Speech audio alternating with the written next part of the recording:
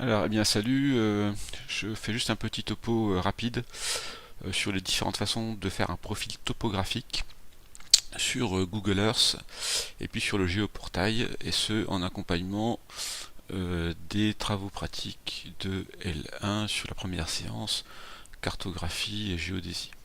Voilà, à un certain moment, on leur demande de travailler sur la notion de profil topographique et où sont les outils et comment on peut les utiliser sur Google Earth et sous le géoportail.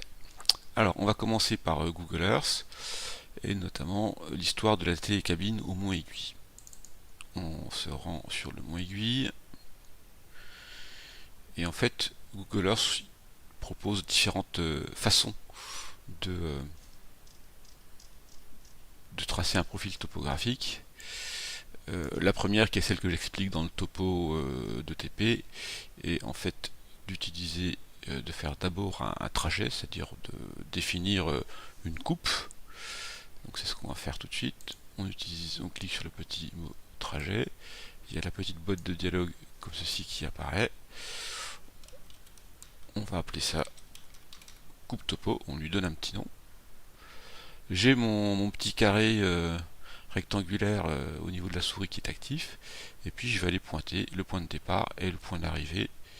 Le mieux est de commencer par le point le plus bas. Donc c'est au niveau de Donière. Alors Donière en fait se situe quelque part, c'est le petit hameau qui est ici. Moi je vais démarrer ici. Donc je clique une fois. Je me repositionne sur le point d'arrivée. Ça va être. Alors, le point d'arrivée, faire attention, c'est pas toujours évident à correctement localiser, notamment lorsqu'on est en 3D en vue de profil. La petite astuce, c'est au moment où on est pas loin du point, on fait R pour qu'il réinitialise la position de la boussole, et du coup, on peut pointer beaucoup plus précisément les choses. Voilà. La deuxième chose, c'est que une fois qu'on a ça, on va pouvoir faire enregistrer, on va pouvoir faire OK, pardon, il va nous l'enregistrer. Peut-être avant, on va vérifier que il nous met des mètres ici. Par défaut, souvent c'est des miles, et que au niveau des altitudes, en fait, il nous calcule bien les altitudes par rapport au niveau du sol. Alors, petite astuce également, ça peut être aussi par rapport au niveau du fond marin. Hein, si vous êtes par exemple au milieu de l'océan et que vous cherchez à faire un profil topo pour voir la bathymétrie, il faut que ce soit par rapport au niveau du fond marin. Voilà. Donc on fait OK, et à ce moment-là, dans le menu de gauche lieu, on fait un clic droit et on choisit afficher le profil de dénivelé. Et il nous affiche le profil de dénivelé. Alors sur ce profil de dénivelé, il y a un certain nombre d'informations qui sont l'altitude moyenne 1022, pardon, l'altitude minimum 1022, l'altitude moyenne c'est 1336 et l'altitude maximum atteinte c'est 2025 mètres. La deuxième chose également, c'est que la distance parcourue est 2 km 49, soit 2490 mètres. Alors à quoi correspond cette distance? En fait, elle correspond très clairement à la distance parcourue au sol. Voilà, et là j'arrive bien à 2 km 49. Alors par rapport à la distance planaire, la distance planaire en fait c'est cette distance là entre les deux points, et cette distance planaire on peut l'avoir dans les propriétés de mon profil. Je vais dans mesure et là j'ai 2149 mètres, et ces 2149 mètres c'est la distance planaire, c'est-à-dire la distance en plan. Alors, si je veux répondre à la question de la pente de la longueur du table de la télécabine, euh, eh ben, ça dépend en fait si je suis au niveau du sol. Si je mets des pylônes, en fait, je reste au niveau du sol, et à ce moment-là, eh ben, ça sera une longueur de, on va dire, 2,49 km, 2490 mètres. Par contre, si je tends un câble en ligne droite entre le sommet et le point de départ, eh bien, ça sera certainement un petit peu moins, et ça correspondra en fait au, au grand côté du triangle rectangle que je trace ici. Alors on va en avoir le cœur net. Je prends ma petite calculette. Ok. Je fais donc où est ma fonction racine là-dessus? Voilà, racine de. Alors on a combien de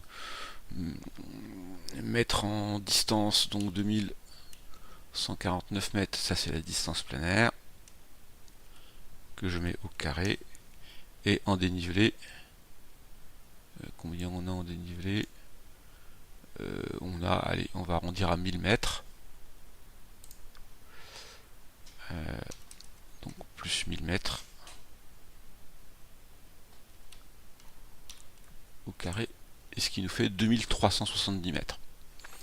Donc ça c'est la longueur de la télécabine si on tend un câble entre le sommet et la base, alors que si on passe par des pylônes qui maintiennent la télécabine au niveau du sol, on sera plutôt à quasiment 2500 mètres au lieu de 2370 mètres.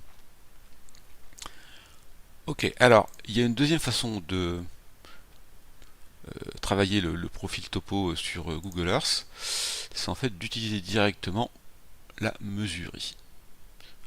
Et en fait, c'est pas une mesure, il demande d'afficher la règle, mais cette règle permet de faire des mesures. Et notamment, par défaut, il nous affiche la ligne et il va nous mesurer des longueurs sur le fond de carte, mais je peux également passer par trajet. Et pareil, je vais pointer le départ,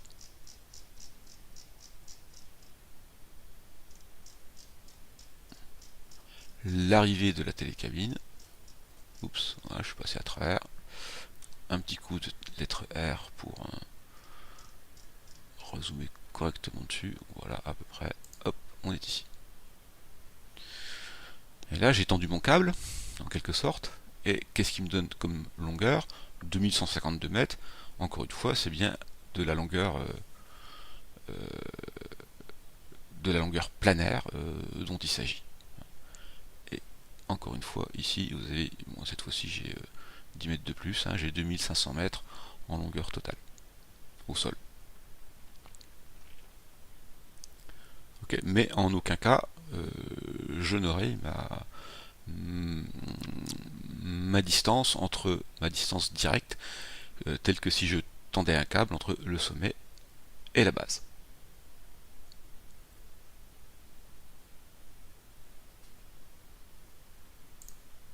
Alors sur le géoportail, comment ça se passe? Eh bien allons-y. Alors on va se rendre au mont Aiguille. Voilà mon mont Aiguille.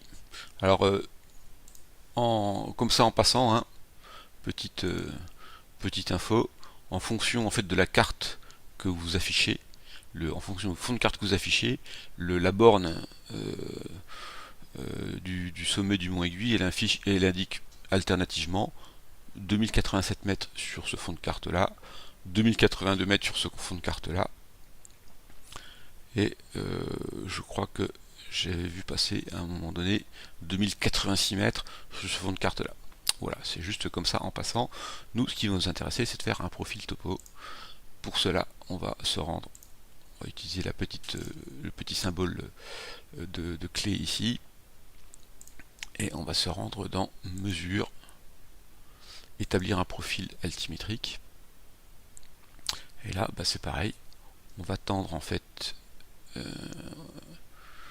on va pointer le point de départ que je vais localiser ici, comme sur Google Earth, et je vais aller jusqu'au sommet. Alors voilà le sommet. Par exemple, on va dire qu'il est ici. Et une fois que j'ai pointé le sommet, je fais clic droit pour terminer le profil. Et il m'affiche automatiquement mon profil ici. Comme sur Google Earth, je peux me promener sur mon profil pour afficher les choses. Et qu'est-ce qu'il me dit? Il me dit dénivelé positif 953 mètres. Donc c'est un tout petit peu moins que sur Google Earth. Pente moyenne 55%. Plus forte pente 496%. Ce qui va m'intéresser surtout, moi, ici, c'est cette longueur-là. Et en fait, la longueur qui va donner ici, si je regarde un tout petit peu, hop, et ben, a priori, alors déjà, il me la donne pas complètement, hein, sauf si je regarde l'axe des abscisses. Mais si je regarde l'axe des abscisses, très clairement, il s'agit de longueur planaire et non pas de la longueur au sol comme ce qui donne sur Google Earth. En d'autres termes, si je veux vraiment travailler sur les notions de profil topo, de pente qui vont avec, et surtout de longueur au sol, je vais faire ça sur Google Earth. Le géoportail ne donne pas la longueur au sol, elle ne donne pas la distance au sol, malgré le fait qu'il calcule des profils altimétriques. Voilà, c'est tout.